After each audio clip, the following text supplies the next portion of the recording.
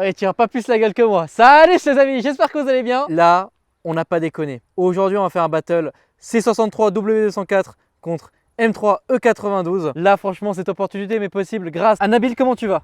Ça va et toi? Super. Eh bien, écoute, on a l'opportunité aujourd'hui vu que tu as ces deux voitures. Voilà, elles sont déjà vendues.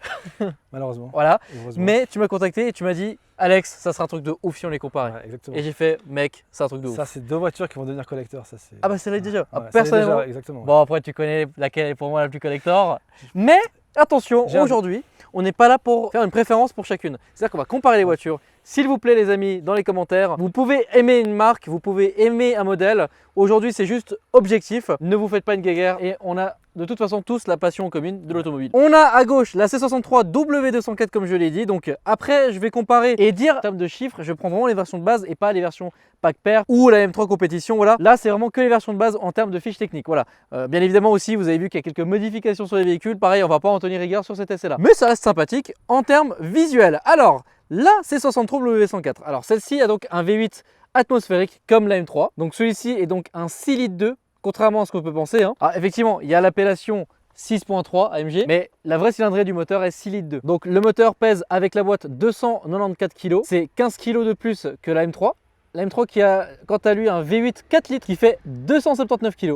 Donc 279 et 294 ici. Celui-ci développe 457 chevaux, 600 Nm de couple pour 37 chevaux fiscaux. Celui-ci 420 chevaux, 400 Nm, 33 chevaux fiscaux. Par contre, c'est là que ça va devenir un peu intéressant au niveau de Mercedes et c'est là que c'est intéressant de parler de la taille des freins et du type de freinage qu'on a sur les véhicules. Sur la C63, on est sur des disques ventilés percés de 360 mm étrier fixe, 6 pistons pour l'avant. À l'arrière, disque ventilé percé de 330 mm étrier fixe, 4 pistons. Tout ça pour freiner un total de 1 tonne 655 kg. Et c'est là que ça va peu pêcher chez BMW, là où on est sur des disques ventilés percés de 360 mm étrier flottant monopiston. À l'arrière, un disque ventilé percé de 350 mm étrier flottant monopiston pareil. Tout ça pour freiner un total de 1 tonne 580. Elle est plus légère que la C63. Alors des avantages pour la M3 par rapport au freinage, mais vous allez voir qu'après il y a quand même des points où elle se rattrape bien largement.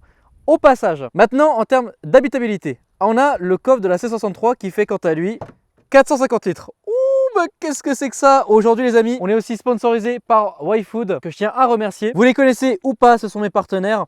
Et donc, qu'est-ce que c'est? C'est simplement des boissons qui peuvent remplacer un repas et vous rassasier durant 3-4 heures, qui contiennent tous les nutriments, vitamines nécessaires au corps humain. Ici, on a un échantillon avec plusieurs goûts. On a vanille, chocolat, berry, alors ça c'est vraiment mon préféré, avec la banane. Et on a aussi café. Alors, c'est sous forme de boisson 330 ml ou 500. Ou alors, vous avez aussi les barres chocolatées ou alors en poudre à mélanger avec un shaker. D'ailleurs, à votre première commande, le shaker est offert. Le code promo s'affiche actuellement, donc n'hésitez pas. Tous les liens sont dans la description ainsi que le commentaire épinglé. Je tenais aussi à les remercier parce qu'ils permettent de faire vivre énormément certains projets de la chaîne. Donc ici, pour continuer, le coffre de la C63 qui fait encore une fois 450 litres. Donc ici, on a la possibilité de rabattre les sièges. On a une lampe de courtoisie en halogène. Et au niveau du faux fond, une roue de secours, une galette. Ouais. C'est quand même pas mal. La batterie qui se situe à l'arrière. Bon, à l'époque, il y en avait plus que maintenant. C'est sûr que dans la Polo GTI, il n'y en a pas. Donc voilà en termes du coffre. Maintenant, le réservoir qui quant à lui fait 66 litres. Donc c'est une essence, il se situe sur la droite. Et la consommation moyenne est de entre 12 et 13 litres au 100, qui est correct par rapport à la cylindrée parce que vous allez voir que tout de suite on se dirige sur la M3 92. Alors le coffre est un peu plus lourd parce qu'il y a l'aileron forcément. Donc sur les deux versions, hein, c'est des coffres manuels. Ici on a 400 litres qui sont disposés d'une manière un petit peu différente. Donc vous pouvez voir que là il y a des rangements, des bacs en plastique, assez pratiques. Ici un filet qui est évidemment en option. On a une trappe à ski, voilà là-bas.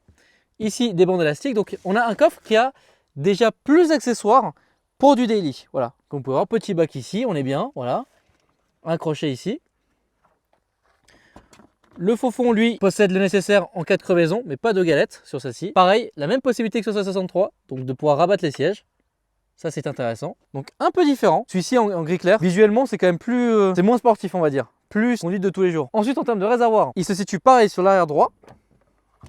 Et pareil, c'est une essence et il fait quant à lui 63 litres et elle consomme pareil, c'est-à-dire entre 12 et 13 litres au 100. Alors n'hésitez pas les propriétaires de C63 et de M3 à mettre votre consommation moyenne. Ça pourra donner un bon indicatif aux personnes dans les commentaires. Bon Nabil, je pense une partie que les gens attendent énormément.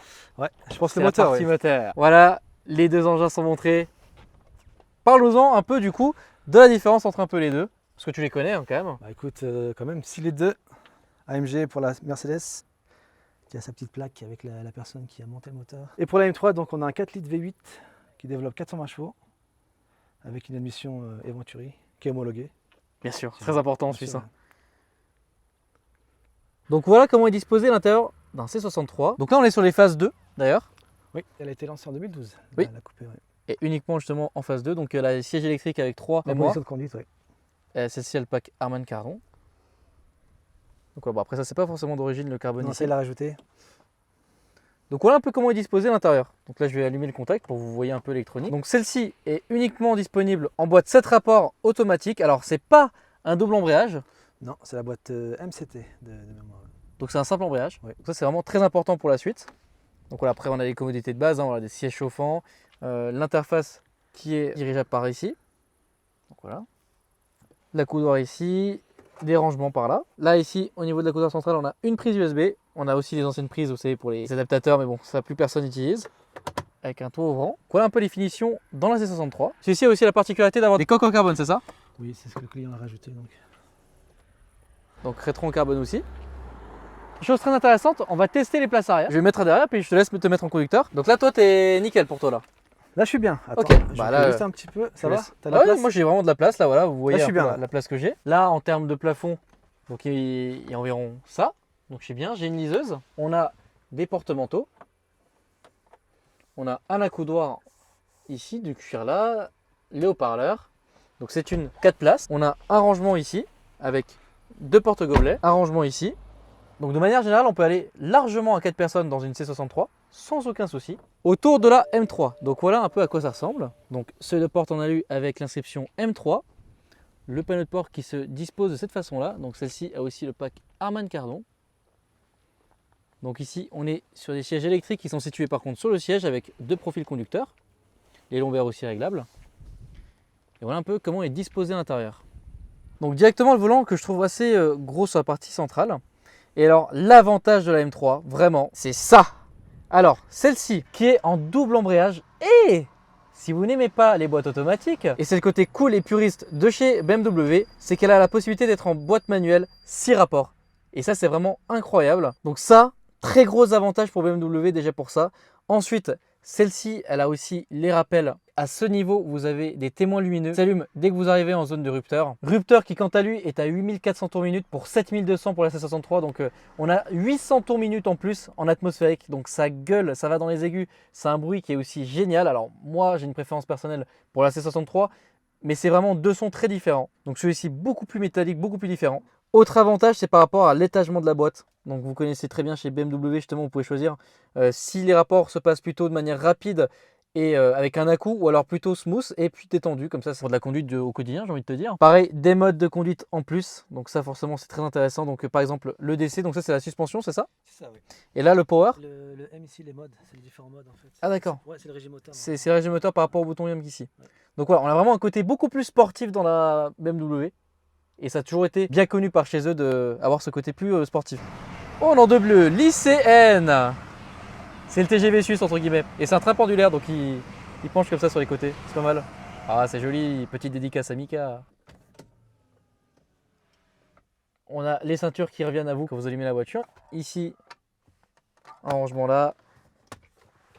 Ici vous avez une auxiliaire 3.5 avec une prise USB et une prise jack en 12 volts. Et ici, vrai frein à main. Voilà, ça c'est aussi un petit tips, hein, mais vrai frein à main. Alors que là, c'est plutôt un frein à pied. Pour les puristes du drift, par exemple, c'est quand même important. Je vais mettre derrière. Hop là. Tu fais 1 mètre combien? 1m78. 1m78, donc quasiment 1m80. Donc là, ça va, t'es bien? Ouais, je sais bien. On a des petites lumières d'ambiance ici qui étaient allumées quand la porte était ouverte. Donc là, ici, on a un cendrier qui peut être un rangement. Ici, on a... Alors c'est quoi? Ah oui. Ici, on a les 2 porte-gobelets. Alors, c'est très marrant comment c'est disposé. Voilà, ça s'ouvre plus ou moins selon ce que vous mettez comme boisson. Un rangement aussi ici. Comme la C63, c'est une 4 places. Alors, tu sais que je suis vraiment très bien aussi derrière. L'espace au niveau de la tête un peu plus bas. Voilà. L'espace au pied à peu près similaire, voire un petit peu plus court, j'ai l'impression. Mais de manière générale, on est vraiment bien. Ça se vaut les deux, franchement, ça se vaut. Ça se vaut. Ouais. Franchement, en termes de confort, ici pareil. Aussi un accoudoir en cuir. On a un haut-parleur avec un tweeter. Au confort, tu te sens comment par rapport à la C? Au niveau des sièges, plus ferme? Honnêtement, alors j'ai l'impression que ici c'est un peu plus ferme quand même. Tu trouves? Ouais, Okay. je me sens un peu plus déjà dans une position un peu plus droite. D'accord. Et un peu plus ferme. Ok. Maintenant, c'est vrai que je me sens un peu mieux dans la C63 au niveau de l'arrière. Ok.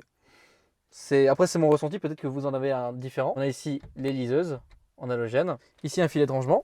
Maintenant pour retourner un peu sur les voitures, finalement elles sont quand même assez stylées, c'est pas des voitures finalement très d'origine.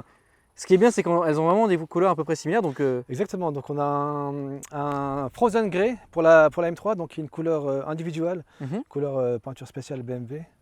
Franchement je trouve que c'est une couleur magnifique.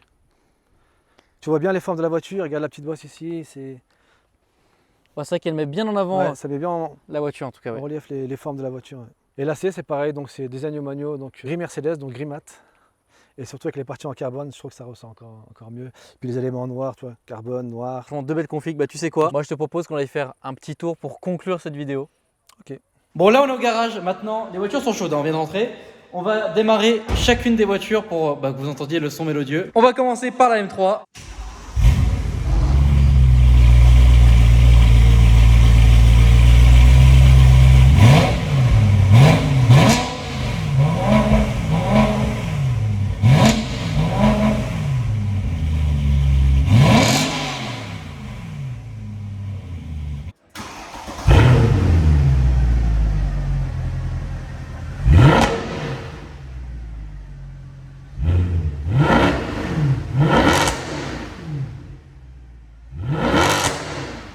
Là, on est dans la M3 E92, donc là, on est sur une propulsion avec autobloquant d'origine, sachant que sur la C63, c'est une option. Donc là, on est en mode automatique, tout se passe bien. Alors, c'est évidemment une très bonne drifteuse comme l'autre voiture, mais bon, c'est évidemment pas le but du test, parce qu'en Suisse, drift égale perte de maîtrise du véhicule égale perte de permis. Voilà, ça c'est pour les Français qui souhaitent venir en Suisse, il faut savoir ça. Ah là là, regarde ça. Les Alpes, la nuit qui commence à aller sur les Alpes, c'est magnifique. Bon, et là, du coup, alors pour se mettre en mode sport, là, tac, en M ici.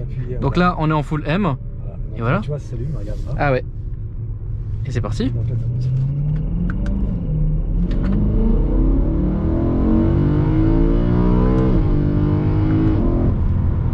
voilà, 120. Ah, le son. C'est magnifique. C'est vrai que le son du V8, franchement, c'est quand même une chose. Ah, c'est génial, franchement. La nouvelle M3, M4, c'est vrai que c'est. Ah, ben c'est clairement autre chose. Ouais, là, franchement. Bah, ce côté atmosphérique en fait. Exactement. Ce son, regarde. Putain, oh là là.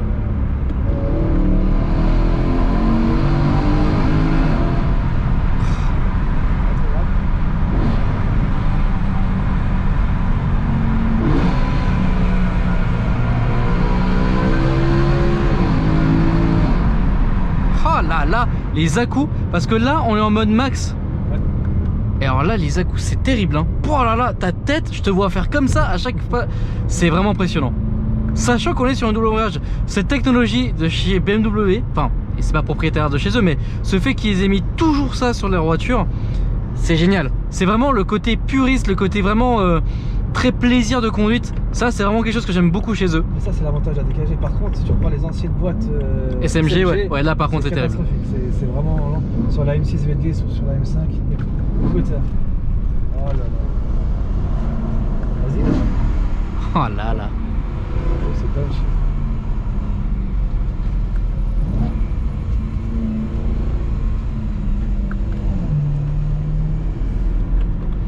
Ah là là, quand je vois des ronds-points comme ça, ça me titille. Tu sais, par là, ça frémit un petit peu, tu vois.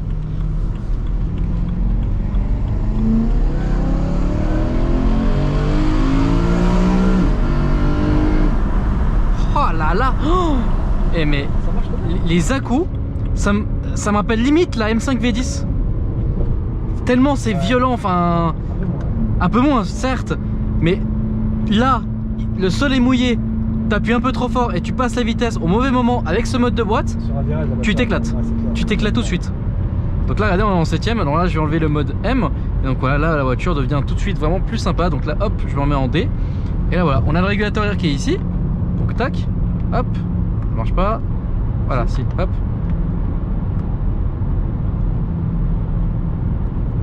Voilà. Donc là, régulateur 100, voilà, on est bien. Et la voiture devient tout de suite un soft quoi. Donc là en termes de performance, le 0 à 100 se fait en 4 secondes 8. ce qui est quand même assez propre. La vitesse de pointe max est de 305 km/h. Après, c'est bridé électroniquement à 250, comme d'ailleurs la C63. Non, celle-ci elle a le pack. Ah, celle-ci elle a le pack M-Reverse, ouais. M-Reverse, donc elle est débridée. Et donc elle va à 305. Ouais. Ok, bon voilà. Donc après, normalement, c'est bridé à 250 km/h. Et puis, bon, comme Nabil nous l'a précisé, justement, 305. Ce qui est quand même très sympathique. Et là, regardez, on est en D, tout se passe bien. Enfin, c'est vraiment très fluide et très agréable à conduire, franchement.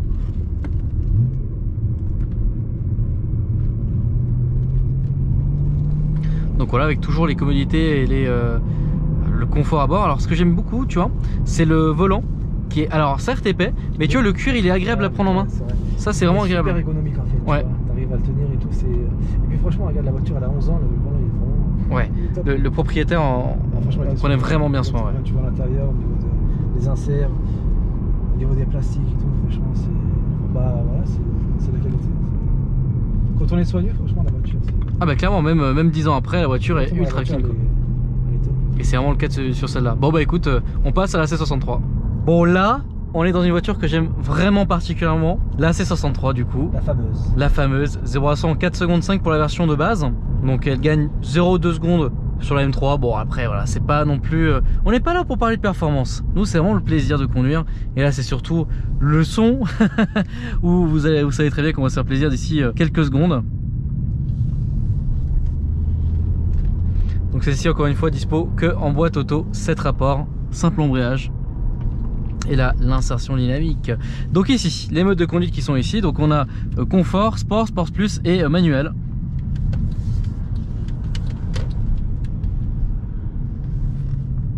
C'est parti.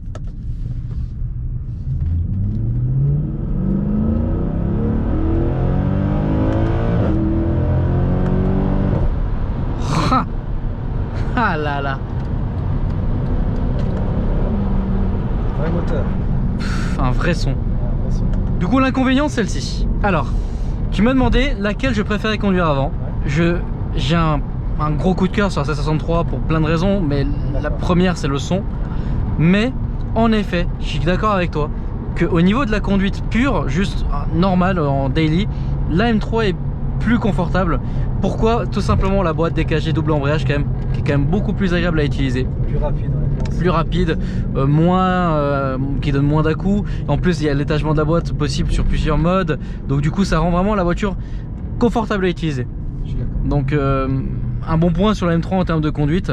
Après la sonorité, bon bah après la M3 elle a un petit peu triché parce qu'elle avait une ligne. Mais bon d'origine, et même avec une ligne, bon je trouve que la C63 n'a pas forcément besoin de ligne. Franchement, il n'y a pas besoin. Justement, c'est une des rares voitures où tu n'as pas besoin de changer la ligne. Mais tu vois, ouais, effectivement, la boîte est assez lente à la détente, quoi.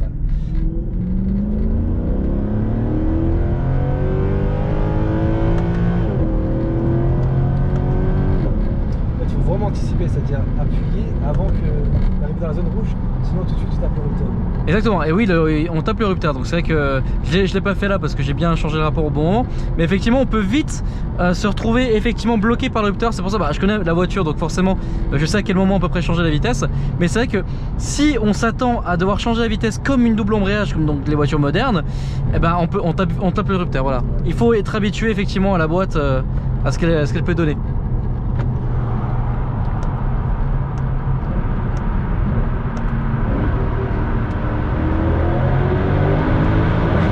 Oh là là.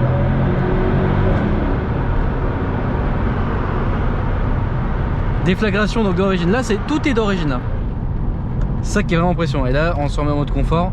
On a pareil le régulateur de vitesse. Enfin, c'est vraiment, ça reste une voiture moderne, confortable. Ça reste une classe C donc coupée, donc qui visuellement a une belle ligne et qui est très confortable aussi, quoi.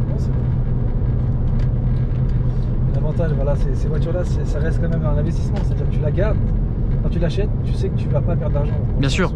La cote elle est montée, tu regardes la Black Series, la Black Series elle a explosé en 10. Donc ça c'est clair, ça c'est les voitures qu'il faut regarder, surtout avec ce kilométrage là, donc elle a quoi, 29 700 km, donc c'est clair que... Elle est réservée pour ceux qui veulent savoir, donc malheureusement au moment où vous regardez cette vidéo, malheureusement c'est compliqué quoi. Mais bon, peut-être que tu en auras d'autres. Dans cette config avec ce kilométrage là, c'est vrai que c'est rare. Moins de 30 000 bornes, c'est vrai que c'est rare. Exactement, ça va pas être facile. Bah écoute Nabil, on se retrouve tout de suite à ta concession pour finir la vidéo, mais j'espère que en tout cas les amis ça vous a extrêmement plu en tout cas. Bon écoute, c'est là-dessus que la vidéo s'achève. Ouais. On est d'accord, j'ai signé le contrat pour partir avec la C63 là. Bah pour les deux même. Ah c'était le deal? Ah oui, c'était le deal. Ah tu m'as fait une petite surprise. Ah oui. Ah si seulement. Bon, bientôt, bientôt.